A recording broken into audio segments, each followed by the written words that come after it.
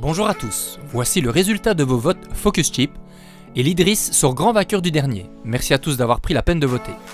Ici Commodore Fran et voici mon Focus Chip dédié à l'Aegis Idriss avec la genèse, les caractéristiques techniques et les plus belles images ainsi que quelques concepts, fan art ou déclinaisons de design.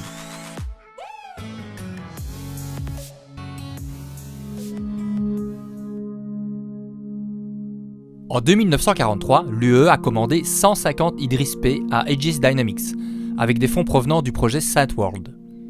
Même si l'armée a opté pour la version plus légère, il s'agit surtout de rendre à Aegis son image d'antan, c'est-à-dire plus une marque militaire fiable qu'un objet de luxe. Les officiers à qui l'on confie ce type de bâtiment sont considérés comme faisant partie de l'élite du commandement, et l'Idriss fait l'objet de toutes les convoitises tant ce poste est prestigieux. Aegis vend également cette version à des fins civiles, mais assez peu sont en vente vu la demande importante de l'UE et la capacité de production limitée. Aegis décida de nommer sa frégate ainsi en référence à la victoire décisive remportée contre les Tévarins sur Idriss IV. Jusqu'ici, Aegis se consacrait plutôt à la construction de vaisseaux de ligne plus petits, mais l'Idriss a parfaitement trouvé sa place de frégate et son utilité entre la corvette et le destroyer.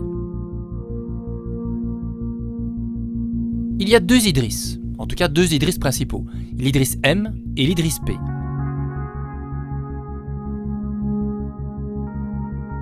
L'Idriss M est la version brute et militaire dans toute sa splendeur, et l'Idriss P, pour Peace, est la version sans ce canon énorme, arme redoutable destinée pour des applications civiles ou du maintien de la paix. Il serait d'ailleurs un peu plus rapide que le M, mais plus fragile et il possède plus de capacité de cargo, 995 SCU pour le P contre 831 SCU pour le M. Le concept initial était censé donner un aspect plus vintage par rapport aux lignes plus épurées chez RSI, pour un ship de même classe car à l'origine, cela devait être un vaisseau RSI, vous avez bien entendu.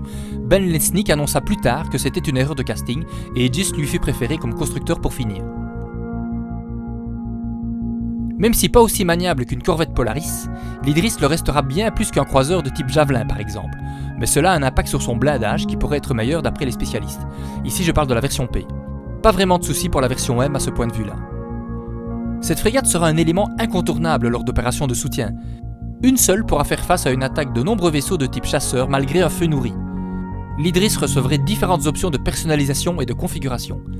Il est également dit que l'Idriss sera le vaisseau le plus gros capable de se poser à la surface d'une planète ou d'une lune.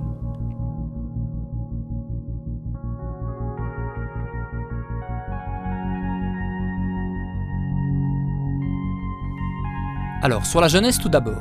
Au niveau de CIG, c'est un développeur indépendant, Ryan Church, qui en est le créateur, en compagnie d'autres développeurs et ce concept fut abordé dès le 28 mars 2013, mais réellement annoncé en juin 2013 pour la première fois.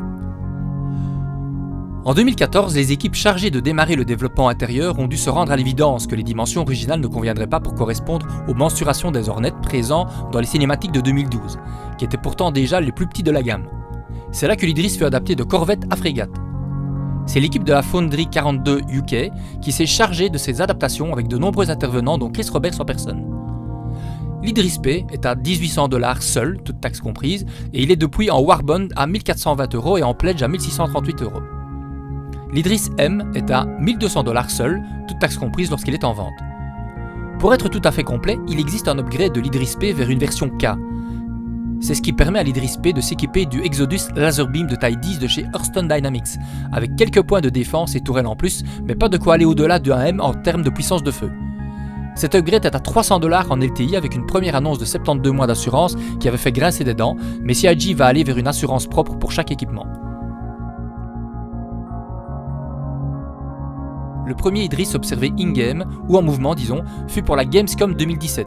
Devant une assemblée médusée, et il fut dévoilé au public pour la première fois lors d'un salon pour la semaine anniversaire de 1948 en novembre 2018 à l'Intergalactic Expo, dont voici les images. Cet Idriss M gigantesque se dressait devant nous.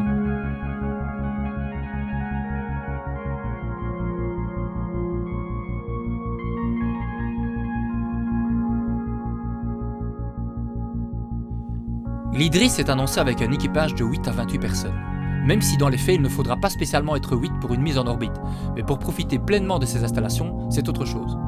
995 SCU, ce qui n'est pas mal du tout, mais une bonne partie devrait être consacrée à du matériel nécessaire au bon fonctionnement du bâtiment.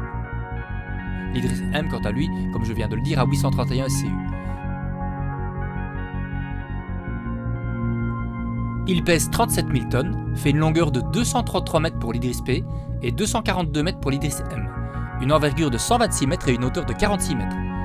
Les composants sont essentiellement tous de type capitaux, avec d'autres éléments moyens ajoutés pour telle ou telle autre fonction complémentaire, comme des ordinateurs en plus ou des refroidisseurs ou des boucliers. Mais 14 boucliers tout de même, dont 2 capitaux, sinon tout le reste est bien en capital et on ne chipote pas avec un Idris. Il possède 2 thrusters principaux, 2 rétros, 6 pour le VTOL et 13 de manœuvre. On ne déplace pas 37 000 tonnes comme ça. Alors pour tous ces composants, les fournisseurs ne sont pas encore connus ou définitifs, comme généralement tout vaisseau qui est même en cours de production. Par contre, pour les armes, on s'oriente vers 2 ou 4 fois 2 tourelles Gatling télécommandées de taille 4 de chez Apocalypse Arms, suivant les sources. Et 6 fois 2 tourelles manuelles, donc à équiper pour des membres d'équipage, une de taille 7 et 5 de taille 5 pour le M. Le P n'a pas de tourelle de taille 7. Il s'agirait du CF557 Galderin Laser Repeater de chez Close Werner, arme que l'on connaît bien maintenant, et qui sont privilégiées car pas de stockage balistique à prévoir. Il y a également un rack de 10 missiles de taille 5, mais avec la possibilité d'y insérer des missiles de taille 8 au maximum. Évidemment, l'Idris M sera donc doté du canon surpuissant de taille 10, le Raygun, un destroyer mass driver. L'Idris pourra transporter tout type de véhicules terrestres comme des chars Nova par exemple. Concernant l'Exodus Laser Beam, petite précision, il s'agit d'une arme hit-scan, cela signifie qu'il n'y a pas de délai entre le tir et le moment où l'on touche la cible, donc il touche sa cible plus facilement qu'une arme balistique. Mais pour compenser cette force, il est moins puissant que le Raygun, et l'énergie pour utiliser le Laser Beam est importante avec un risque de se défaire de son bouclier en cas d'utilisation intensive.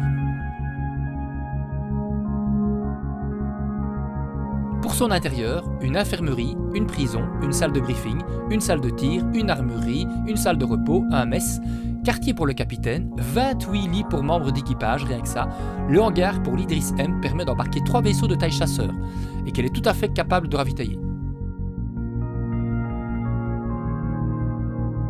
Son concurrent le plus proche pour l'heure, à laquelle il est parfois comparé, serait le Drake Kraken, même si le gameplay diffère un peu. En résumé, ses points faibles, moins manœuvrable qu'un Polaris, puissance de feu sur l'avant surtout, moins modulaire et nécessite un bel équipage pour user de ses possibilités. Il coûtera cher à l'entretien et au fonctionnement, mais on le sait, ce n'est pas la vocation d'un vaisseau militaire. Ses points forts, bien armé, bien protégé, surtout le M donc, vaste hangar, un bel équipement et de nombreuses pièces dédiées, et les capacités VTOL. Un MPUV sera livré. Et comme chaque vidéo Focus Chip, quelques images complémentaires de développeurs, fan art, concept sur l'Idris.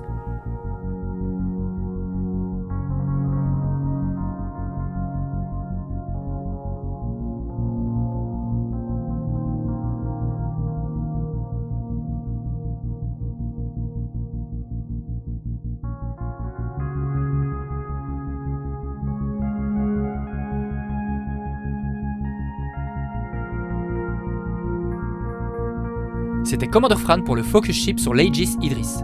N'oubliez pas de donner votre avis pour le prochain vote du Focus Chip où je souhaitais vous faire participer entre le 890, le Pioneer et le Javelin. Lien ici en description. N'oubliez pas de vous connecter à ma chaîne Twitch pour les dates de l'émission Le Streamer du Dimanche en compagnie des intervenants et chroniqueurs, émission qui débat de l'actualité et les rubriques Sunday Star sur les systèmes et le Focus Chip sur le vaisseau du jour. Merci à tous de me suivre toujours plus nombreux, n'oubliez pas de vous abonner et d'appuyer sur la cloche pour recevoir les notifications des prochaines vidéos. A la prochaine pour de futures aventures.